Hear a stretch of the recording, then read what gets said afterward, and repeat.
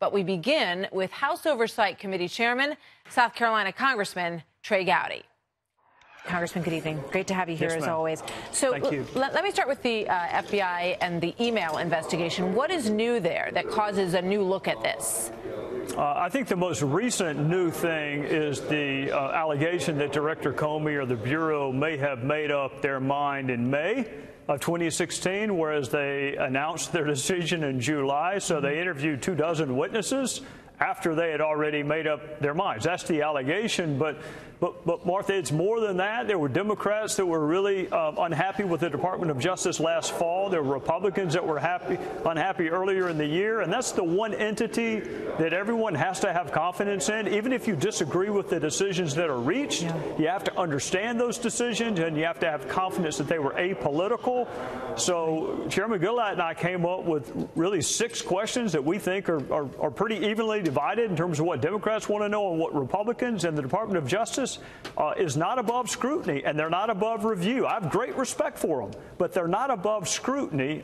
In 2016, in my opinion, left a lot of unanswered questions for the department. Yeah, I know one of those is why the Hillary Clinton investigation was discussed and the Trump investigation in terms of the possibility of Russian collusion was not discussed. But in terms of what you just mentioned and the political aspect of this, is there any evidence that Loretta Lynch made a phone call, that she asked anyone before she took that meeting with Bill Clinton on the tarmac? If there's evidence of that, Martha, I haven't seen it, and it has not been brought to my attention. But you put your finger on exactly why you need to have investigations. You need to come up with a list of witnesses, and of course she's on that witness list, and then you need to access the documents. Again, you and I are having this conversation because someone sought to access documents from the Department of Justice. So you do all of that, and then you do your interviews, transcribed interviews, which is my preferred way of doing it. And whatever you learn, you share in a public forum. But you don't start with public hearings. You end with public hearings. You have to do the hard work of investigating before you get to that point. And in terms of that, do you expect that you will have access to anyone at the FBI who may have been privy to the writing of the Jim Comey draft when he started to put that together 2 months before reaching his conclusion about Hillary Clinton? Well, that's a really good question, and that's going to be up to the Department of Justice. And so far, in some instances, we have gotten no better cooperation from the current Department of Justice than we did their predecessor. So that remains to be seen, whether or not the Department of Justice is cooperative. I would remind them of this.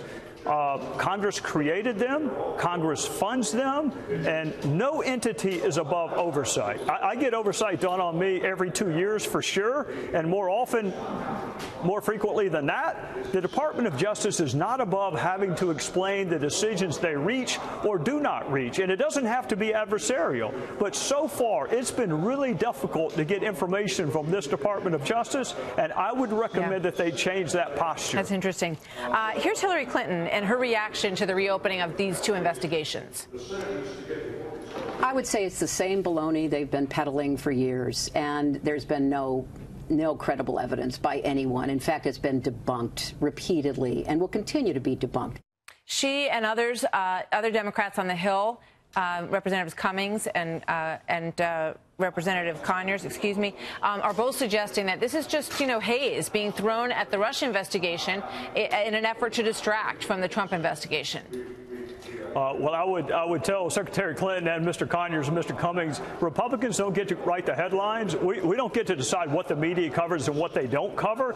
God knows they've been covering Russia since January. I spent all day in a skiff interviewing witnesses related to the Russia investigation. So I don't know where Mr. Conyers or Mr. Cummings or Secretary Clinton were today, but I know where I was, which is investigating allegations of collusion. So I'm at peace with what I'm doing, but Congress is actually capable of doing more than one investigation at a time. And there was a time when Democrats did not think Jim Comey was the second coming of Christ. Remember, last fall, Harry Reid wanted him prosecuted for a Hatch Act violation. Sure do. Yeah, so it has cut both ways. I don't know where this... I got to go, but before I go, have you found any evidence of collusion on the Trump-Russia collusion investigation? Well, I'm going to be really careful not to do what I think the Department of Justice did, which is draw a conclusion before the end of the investigation. It's still ongoing.